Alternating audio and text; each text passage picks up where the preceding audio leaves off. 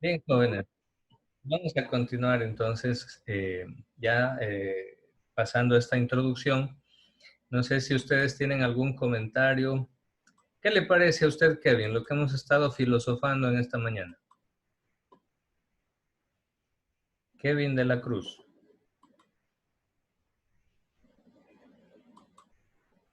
Dígame, profe. ¿Cuál es su opinión sobre lo que hemos estado reflexionando, filosofando?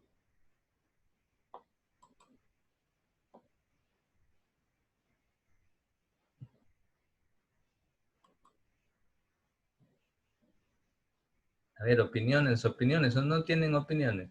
Todos tenemos un criterio, una opinión. Todos podemos decir, yo pienso esto. A ver, Ana Arellano, ¿puede participar, Ana? Sí, profe.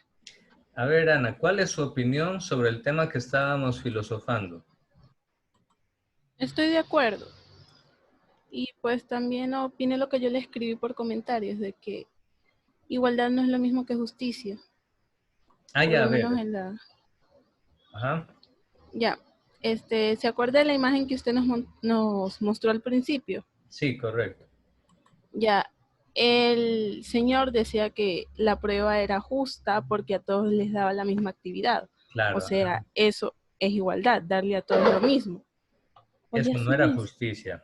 Ya, pero no es justicia, Claro, porque cada uno tiene habilidades diferentes. Eso mismo pasa, así como usted nos dijo, lo mismo pasa en el día a día, tanto en el ámbito familiar como escolar. correcto, Ana, así es. Eso es lo que nos pasa y, bueno, tenemos que estar preparados porque ese es el mundo que nos toca vivir. Sin embargo, jóvenes, sepan ustedes que tienen posibilidades que van mucho más allá y que depende de cada uno descubrir y hacer valer y funcionar esas potencialidades que usted tiene. Mire, jóvenes, que muchos de los actuales multimillonarios del mundo, pensemos en el creador de Facebook. ¿Cómo se llama el creador de Facebook? Mark Zuckerberg. Es uno de los hombres más millonarios, más ricos del mundo. Les pregunto algo, ¿él creó Facebook después de graduarse de la universidad, después de estudiar una maestría, como 3 doctorados y no sé cuántas ingenierías? ¿Ahí creó recién Facebook? No sé, la verdad, profe. Profesor. Yo les No, cuento, a ver, o alguien sabe para que lo comparta. No sé, profe. Pero No. yo sé un poquito, profe. Solo Creo sé, que la avanzó en pero la universidad, que creo. no tuvo Solo una sé que universidad. nace. Profe, yo Solo sé un sé que poco nace. solamente. A ver, le doy la palabra a Miguel. Sí, filósofo.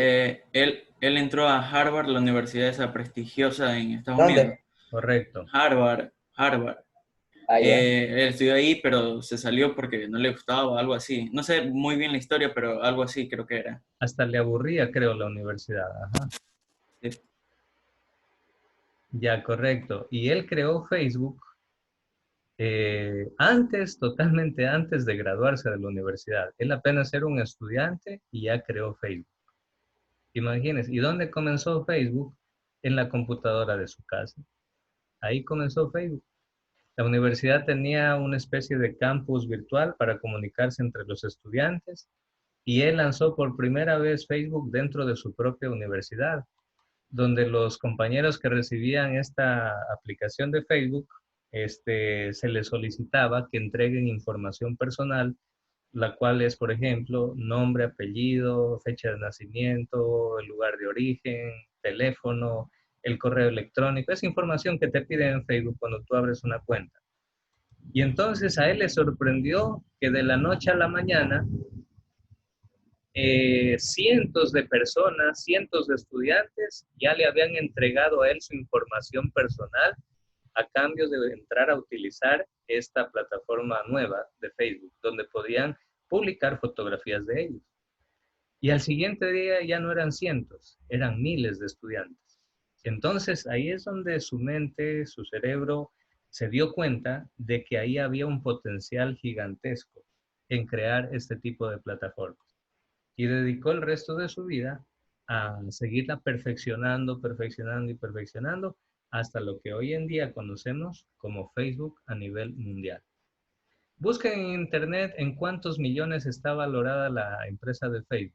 A ver, búsquenla, a ver, el que lo descubre primero, vamos a anotarle acá en su participación en clase. A ver, ¿quién descubre cuánto vale la empresa de Facebook? De Mark Zuckerberg. Entonces, jóvenes, 420.000 millones. ¿cuánto, Daniel? 420.000 millones. Millones de dólares, ¿no? Sí.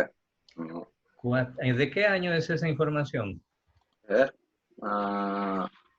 Del 2018.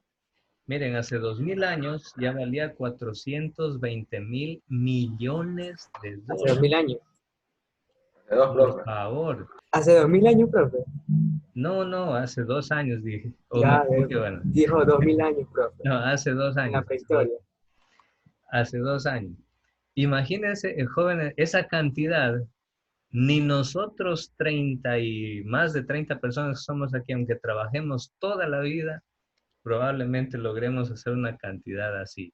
Y un solo hombre, miren cómo a través de la investigación, dejando fluir su curiosidad y su creatividad y creando cosas nuevas, logró inventar lo que ahora se conoce como Facebook, una de las empresas más poderosas y más millonarias del mundo. Bueno, jóvenes, espero que este filosofar sobre estos temas les sirva sobre todo para la vida, porque para eso tiene que servirnos la filosofía. Ahora bien, jóvenes, en cuanto al tema de hoy, vamos a empezar a ver lo que son las contradicciones. En lógica, una contradicción es la incompatibilidad entre dos o más proposiciones. Por ejemplo, las siguientes oraciones. Si yo digo llueve y no llueve, no, pues te estás contradiciendo. ¿Por qué? Porque al mismo tiempo no puede llover y al mismo tiempo no llover. Ya, puede ser en diferente tiempo, sí, ahorita llueve y más tarde, mañana no llueve. Bueno, ahí sí, pero al mismo tiempo no puede ser. Entonces, si decimos, por ejemplo, ni llueve ni truena, pero llueve y truena, no, pues te estás contradiciendo porque es lo mismo, pero dicho al revés. Bueno, pues estas son las famosas contradicciones, jóvenes.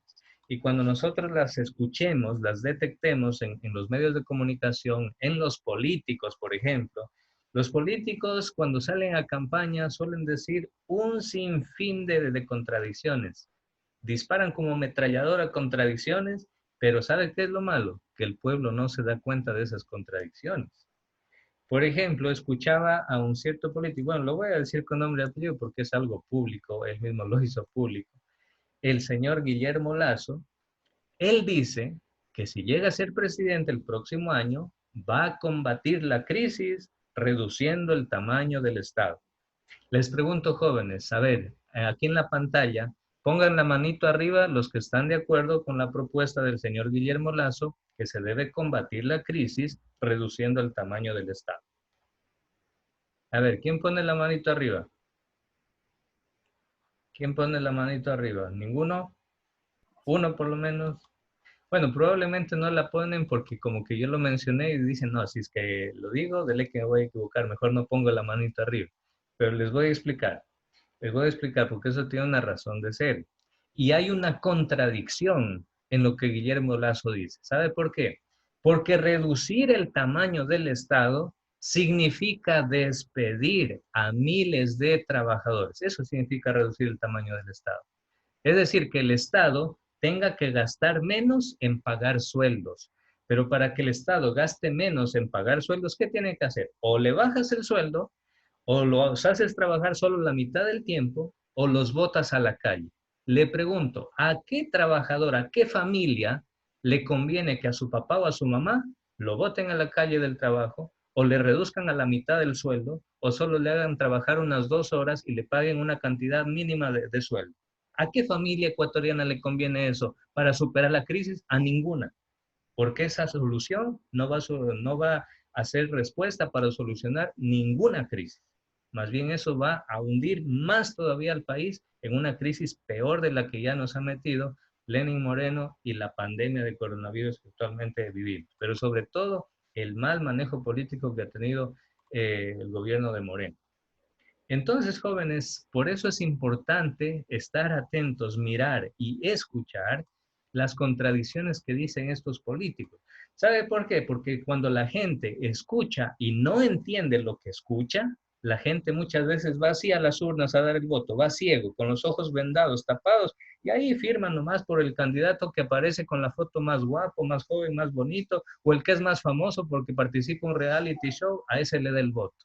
Qué ridículo, jóvenes, cuando los ecuatorianos tomamos o toman una decisión solamente orientados por la cara o por la fama que alguna persona tiene y no analiza las ideas, a ver si sus ideas tienen coherencia, a ver si sus ideas tienen lógica, a ver si sus pensamientos no se contradicen. Entonces, jóvenes, miren las contradicciones que hay en los políticos. Le cuento otra contradicción, jóvenes. ¿Se acuerdan del caso de Salcedo?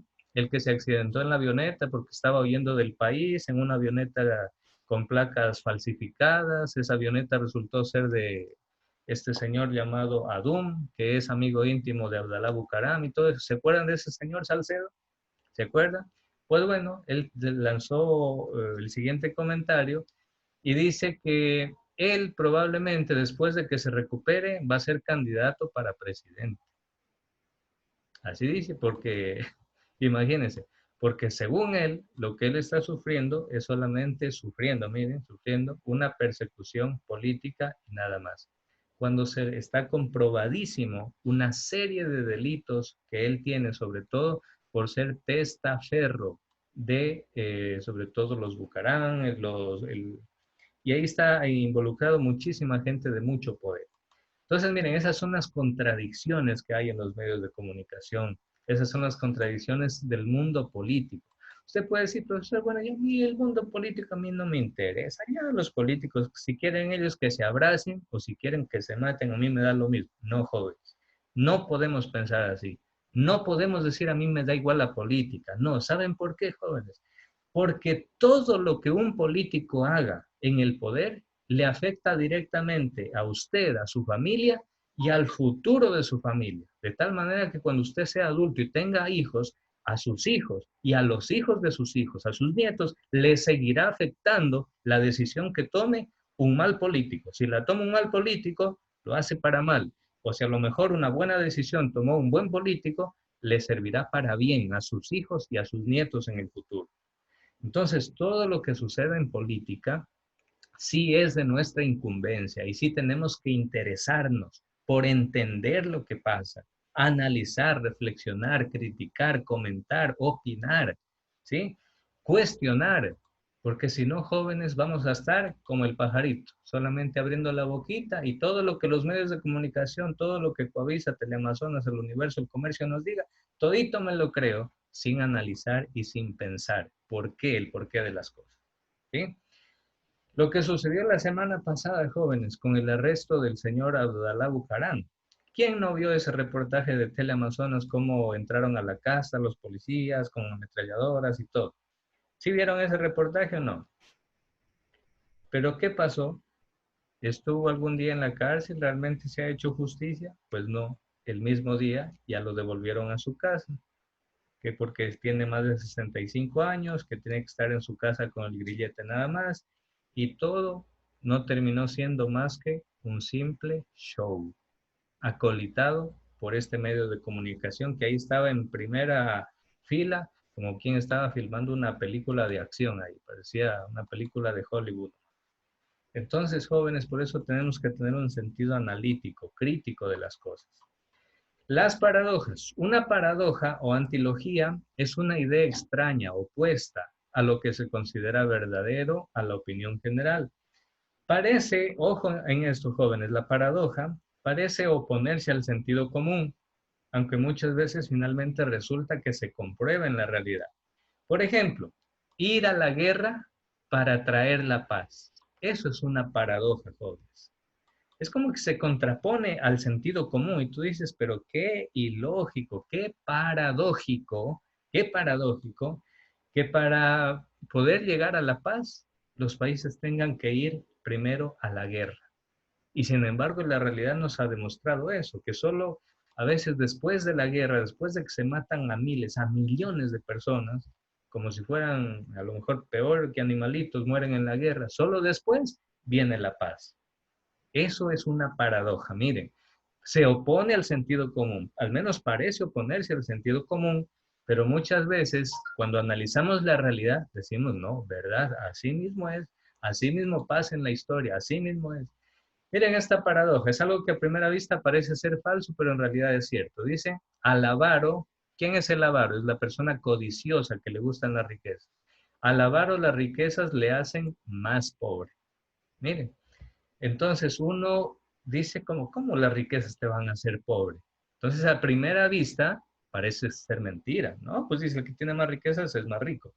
Pero cuando tú analizas en el fondo, tú dices, ah, no, no, no, a ver, espérate, porque una persona avara se vuelve egoísta.